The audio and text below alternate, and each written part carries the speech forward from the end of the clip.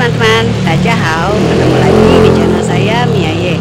Hari ini saya lagi mau kesembahyang di Gyo Cheng It Tien Kun di Sentul. Yuk ikutin terus ya. Ini halaman depan, di depan altar Thi Kung, tapi masuknya sih lewat sebelah dalamnya sana.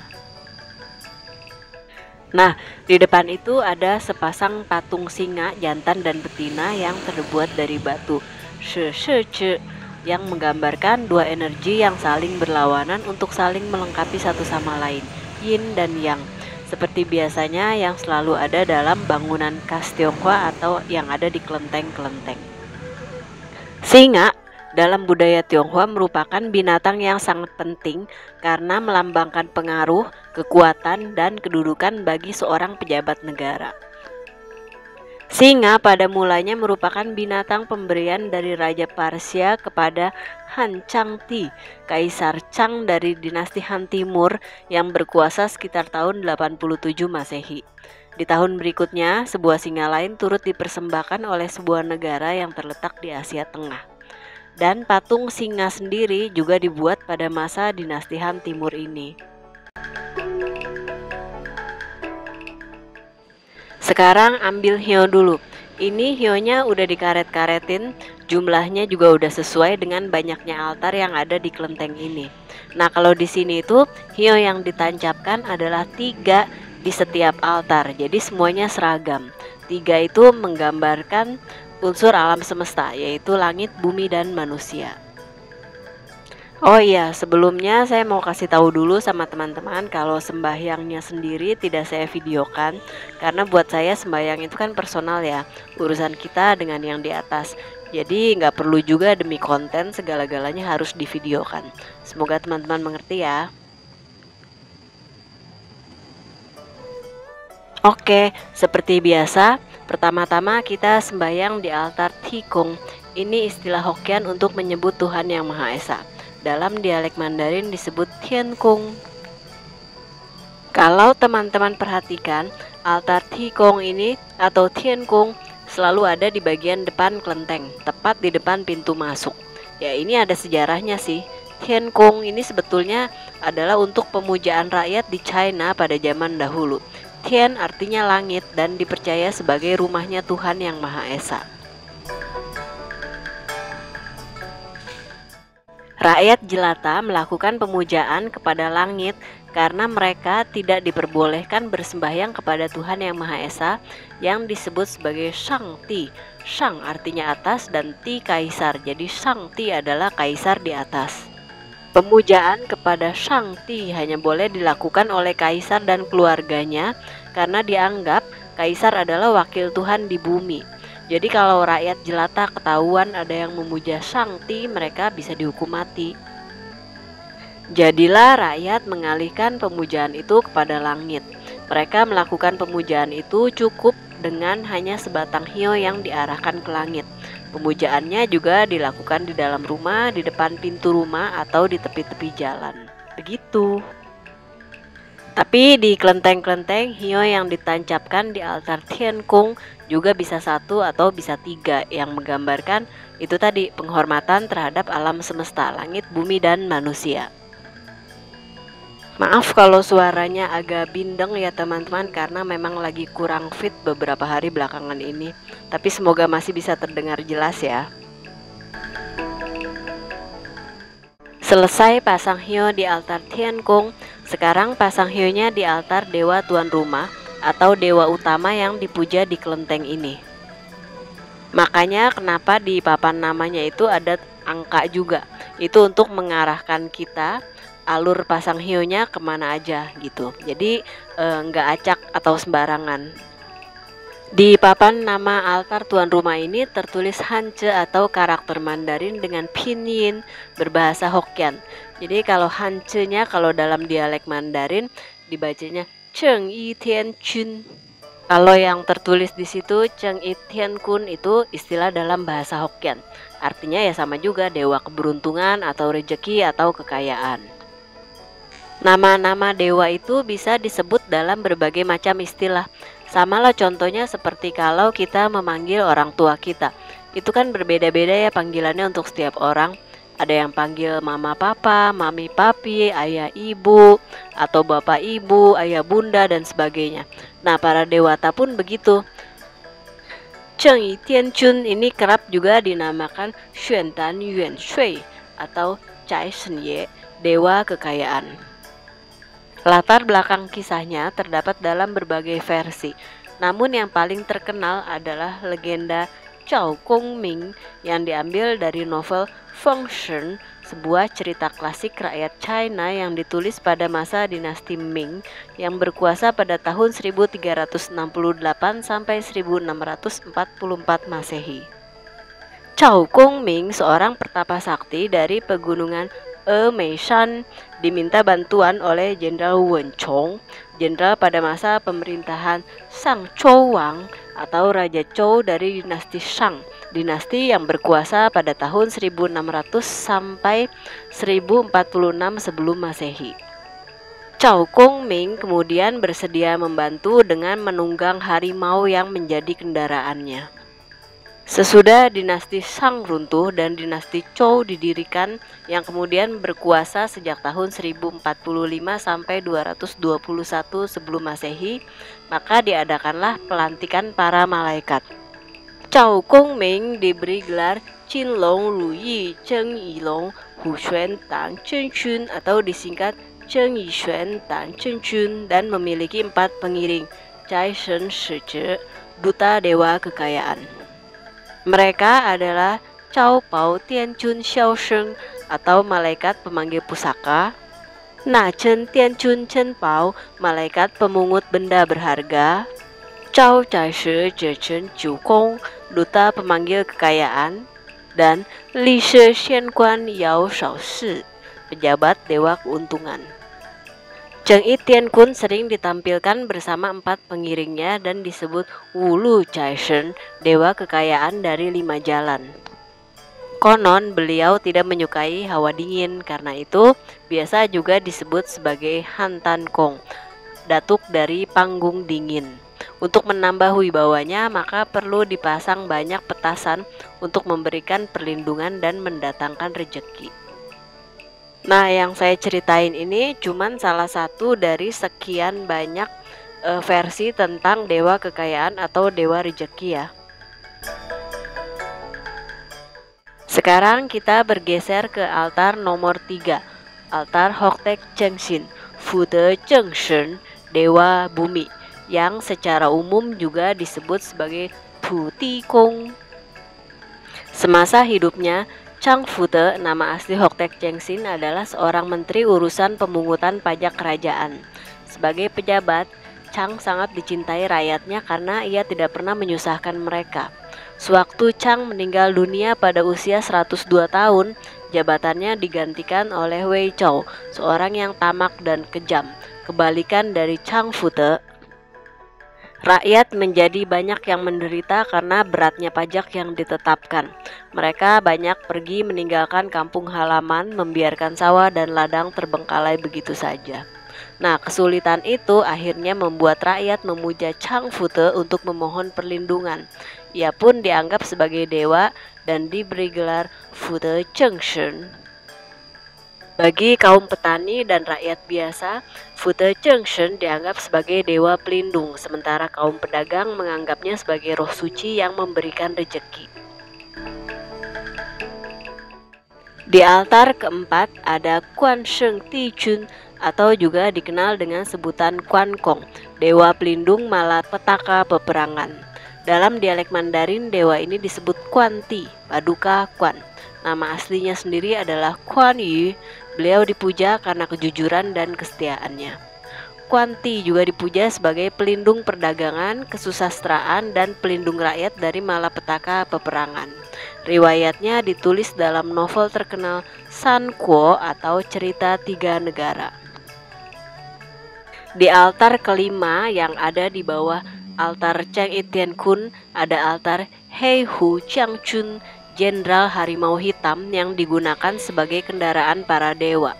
Dalam hal ini, karena berada di bawah altar dewa utama, maka ini merupakan harimau Xuan Dan Yuan Shui, seperti yang diceritakan di atas. Harimau dalam budaya Tionghoa ini kan memiliki makna kekuatan, keperkasaan, dan keberanian. Karena itu orang tua juga sering mengajak anak-anaknya untuk bersembahyang di altar ini dengan harapan supaya sang anak tumbuh menjadi manusia yang kuat dan berani dalam menjalani kehidupan. Tuh, bagus banget kan ya maknanya ya? Sangat mendalam.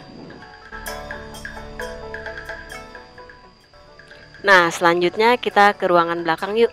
Coba. Tuh lihat ruangan di bagian sini luas banget kan ya teman-teman ya. Semuanya ada 7 altar sembahyang di sini.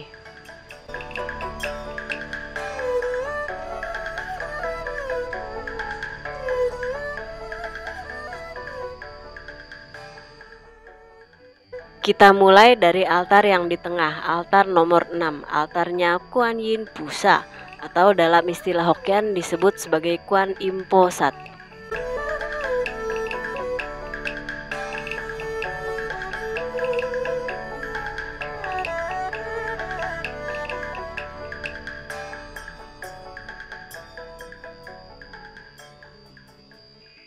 Pemujaan terhadap Kuan Yin di China awalnya diperkenalkan oleh Kumarajiva, seorang biksu dari India yang datang ke China pada masa dinasti Qin atau sekitar tahun 409 Masehi. Pada mulanya, Kuan Yin masih berwujud sebagai dewa laki-laki yang bernama Avalokiteswara Bodhisattva. Nama Avalokiteswara ini lantas diterjemahkan oleh Kumarajiva menjadi Kuan Sein, artinya bodhisattva yang mendengarkan dan melihat penderitaan para makhluk yang terdapat dalam kitab Fa Hua Qing. Secara harfiah, Kuan artinya melihat atau merenungi. Shi artinya dunia, alamnya orang yang menderita. Sementara Yin adalah segala suara dari dunia, jeritan atau ratapan dari makhluk hidup baik lahir maupun batin, yang semuanya ini menyentuh lubuk hati sang Dewi Welas Asih. Setelah masuk ke China, Kuan Yin dipuja bukan hanya oleh umat Buddha saja, tetapi oleh rakyat luas dan ditempatkan sejajar dengan dewata Tao lainnya. Cerita lengkap tentang Dewi Kuan Im boleh dilihat di video saya sebelumnya yang berjudul Cerita Dewi Kuan Im. Di sebelah kanannya ada altar Xiantian Shangde, Xuantian Shangdi, Dewa Langit Utara. Ini merupakan salah satu dewa yang memiliki wilayah pemujaan yang sangat luas, mulai dari China Utara, Selatan, Taiwan, hingga Indonesia.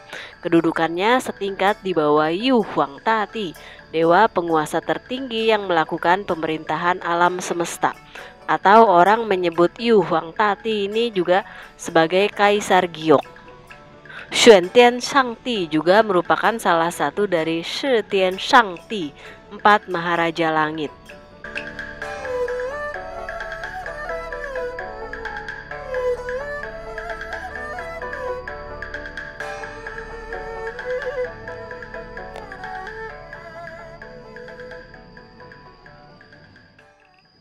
Di altar selanjutnya ada Naja Santai Chi.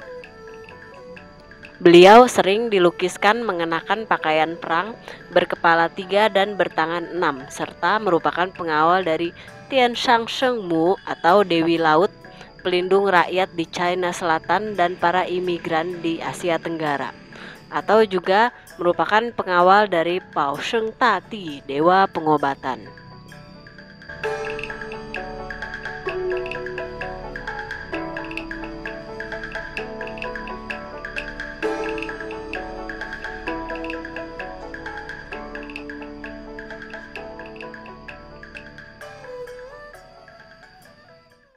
Di altar berikutnya ada Tai Sui Ye dan Zheng Huang Ye, dewa penguasa waktu dan dewa pelindung kota.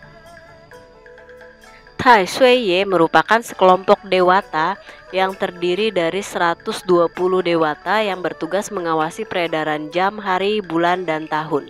Pemujaan terhadap beliau sudah dimulai sejak masa dinasti Yuan yang berkuasa pada tahun 1271 sampai 1368 Masehi. Pemujaan terhadap Tai Sui Ye biasa dilakukan untuk menghindari bencana alam. Sementara pemujaan terhadap Cheng Huangye berawal dari pemujaan kepada Shui Yongshen, dewa pengawas saluran air, satu dari 8 dewa palawija. Dalam kepercayaan rakyat, dipercaya juga bahwa pada saat meninggal dunia, seseorang akan dibawa menghadap Cheng Huangye untuk diadili dan diputuskan apakah ia akan masuk ke surga atau ke neraka. Cheng Huangye juga dipercaya mengurus roh-roh yang tidak mempunyai keturunan atau keluarga dekat yang menyembahyanginya.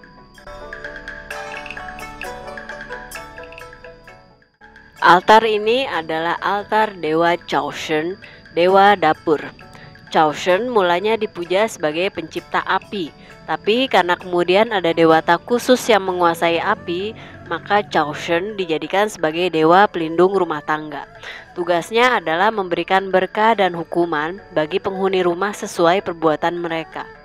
Setiap tanggal 24 bulan terakhir penanggalan China, yaitu menjelang tahun baru Imlek ya, Chaoshen akan naik ke langit dan memberikan laporan tahunan kepada Yu Huang Shangdi. Nah, di altar berikutnya ada Ong Kue Ho, Wang Kue Hu.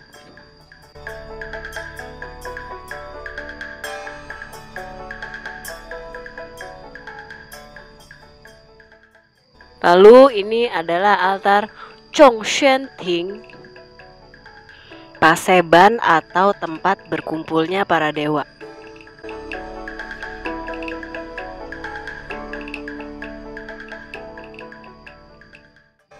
Nah, ini ada rupang Fulu Shou ya, ini rupang 3 dewa, yaitu dewa keberuntungan, kekayaan, dan panjang umur.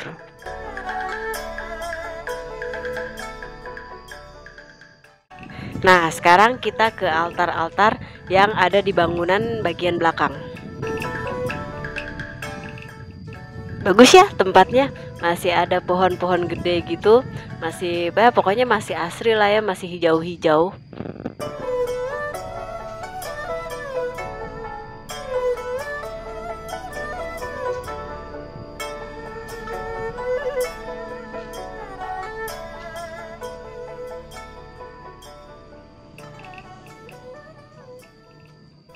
Nah, ini lahan parkirnya, jadi orang yang bawa mobil bisa parkir di sana.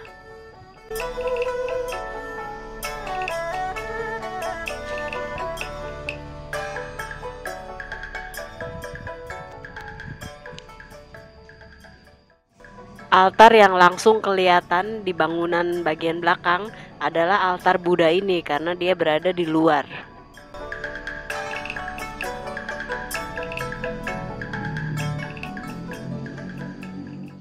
Di belakang altar Buddha ini ada ruangan untuk Dewa Taisang Laojun, yaitu Mahadewa Tao yang merupakan perwujudan dari pendiri ajaran Taoisme Lao Tzu. Altarnya ini bersandingan atau menjadi satu dengan Chilai Fuchu, Rulai Fochu, salah satu dewata dalam Buddhisme.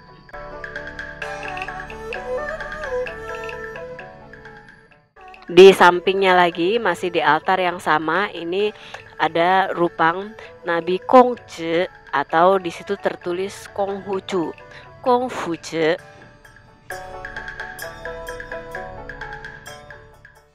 Sekarang pindah ke ruangan yang lain yuk.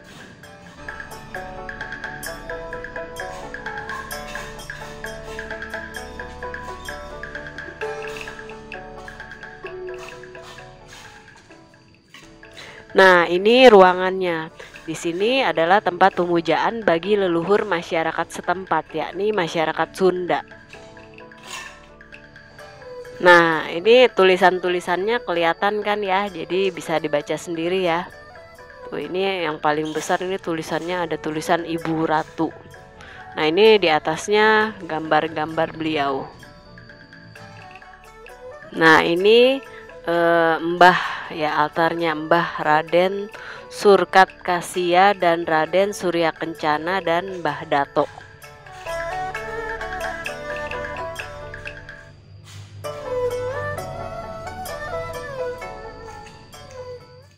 Di samping satunya lagi ini adalah altar Eyang Jugo. Terus di bawahnya ada tulisan Mbah Imam Sujono.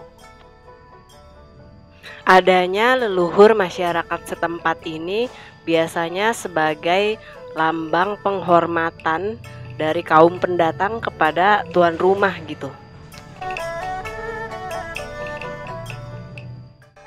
Masih di ruangan yang sama, ini ada ranjang-ranjang kecil. Tuh, lihat sendiri kan. Nah, katanya ranjang-ranjang kecil ini adalah untuk anak ambar. Anak ambar adalah anak yang sudah meninggal sebelum dewasa atau akil balik, atau juga anak yang sudah meninggal ketika masih di dalam kandungan, misalnya keguguran, atau juga anak yang sudah meninggal pada saat dilahirkan.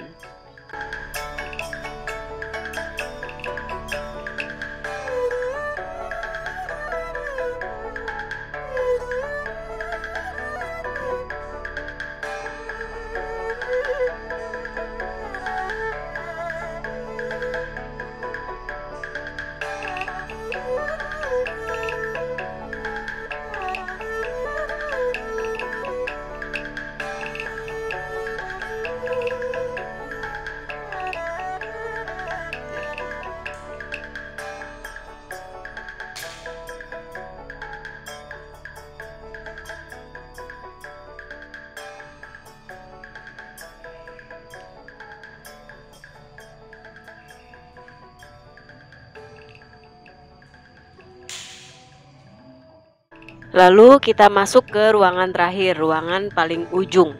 Di sini ada altar Mbah Jambrong. Ini juga masih tempat pemujaan bagi leluhur masyarakat setempat, yaitu masyarakat Sunda.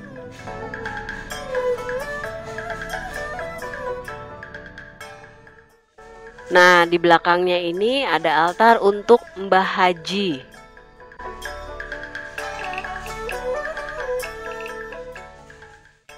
Lalu ini tempat pemujaannya Mbah Datuk. Saya juga baru tahu nama-nama beliau ini setelah dikasih tahu sama Aci atau Cici yang memandu saya sembahyang di sini dari mulai datang sampai selesai. Karena kan saya juga baru pernah datang ke sini ya, jadi nggak tahu. Jadi kamsya ya Ci, udah dikasih tahu. Sekarang tinggal bakar kertas gimchua atau kimchua sebagai persembahan, atau saya biasa lebih suka menyebutnya sebagai cinci. Cinci ini adalah uang-uangan kertas yang biasa dibakar setelah selesai sembahyang. Tujuannya ya kira-kira menyampaikan doa supaya didengar dan diterima oleh Tuhan Yang Maha Esa. Nah, selesai deh sembahyangnya teman-teman. Gimana video hari ini? Bagus nggak? Jangan lupa like dan subscribe-nya ya. Kalau kamu suka, boleh komen di bawah ini. Terima kasih. Sampai ketemu di video berikutnya. Xie xie daja, zaijian.